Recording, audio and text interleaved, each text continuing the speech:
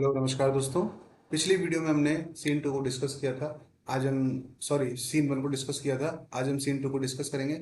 बहुत ही छोटा सा सीन है और जो सेटिंग रखी गई है वही फॉरेस्ट है, क्योंकि सब जगह सब कुछ चीज़ें जंगलों में ही चल रही हैं और चल कहाँ रहा है ये सारा कुछ जंगल में हो रहा है। तो सबसे पहले 2 ही 3 मिनट का 5 मिनट का सीन है और इसकी अलग से ही वीडियो बनाएंगे ताकि कन्फ्यूजन ना हो, सारी की सारी प्लेलिस्ट में आपको चीज़ें स्पष्ट तौर पर दिखाई दें। तो हम शुरू करते हैं। सीन टू फॉरेस्ट में रखी गई है। एंटर करता है जेक्स और उसके साथ lords in the habit of foresters, है ना। और जंगली पने की आदत को वहां पर फॉलो करते हुए वो आगे बढ़ते हैं। जेक्स कहता है, कौन क्या कहता है जेक्स कि विच इज ही, कौन है वो, विच इज ही मतलब हु इज ही, कौन है वो, दैट किल्ड द डियर, जिसने उस हिरण को मारा। लॉर्ड कहता है सर इट वॉज आई, मैं हूं वो जिसने उस हिरण को मारा। जेक्स कहता है let's present him to the duke, एक काम करो इसको ड्यूक के सामने ले चलो, लाइक ए रोमन कॉन्क्वरर। और रोमन मतलब जो रोम के जो लोग होते हैं, और कॉन्क्वरर का मतलब विजेता, कि एक रोमन कॉन्क्वरर जो कि एक रोमन विजेता की तरह ट्रीट करवा रहा है अपने आप को, इसको राजा के सामने ले चलो, ड्यूक के सामने ले चलो।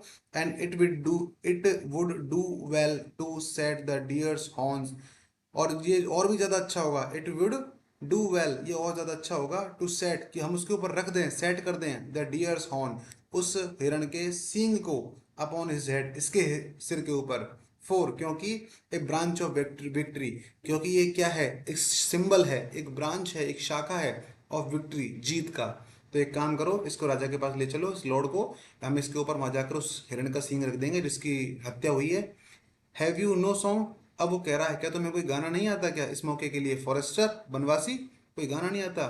तो वो क्या, फॉर दिस पर्पज, इस उद्देश्य के लिए। तो लॉर्ड क्या कहता है, आता है ना महाराज, क्यों नहीं आता। तो जेक्स कहता है सिंग इट, तो गाओ ना गाना, दिक्कत कहाँ आ रही है। It is no matter how it be in tune, ये कोई फर्क नहीं पड़ता कि इस गाने की ट्यून कैसी है। So it make noise enough, बस पर्याप्त रूप से ये आवाज करना चाहिए, है ना। बस गाने में आवाज आनी चाहिए, भाई कोई फर्क नहीं पड़ता इसकी ट्यून कैसी है, बस तुम गाना गाओ। तो आगे यहाँ पर एक लाइन कट गई है दोस्तों।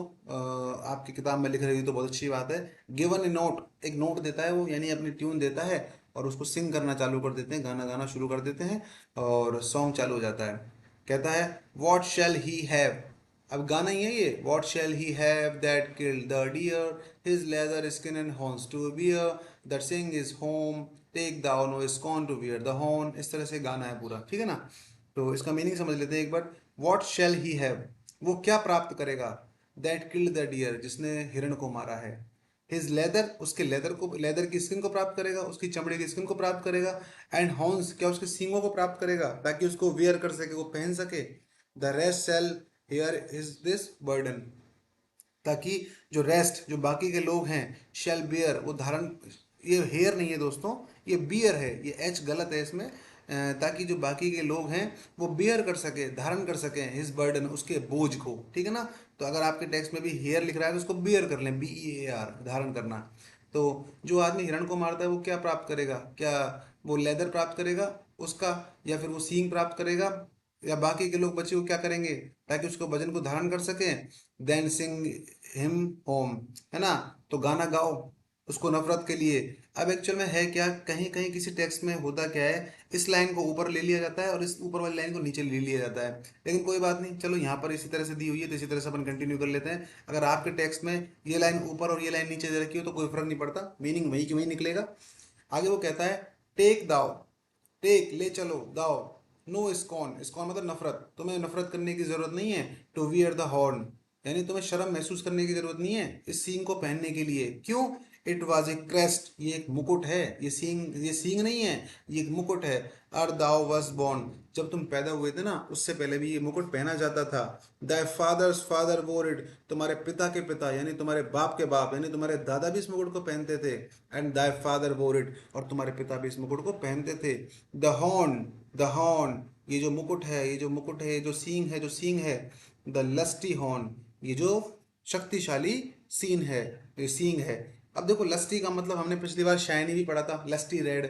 और मैंने आपसे कहा था कि वेस्टलैंड में लस्टी का मतलब ग्रीड से भी आएगा, वो लस्टी का मतलब सेक्स से भी आएगा, है ना, यानी हवस से आएगा।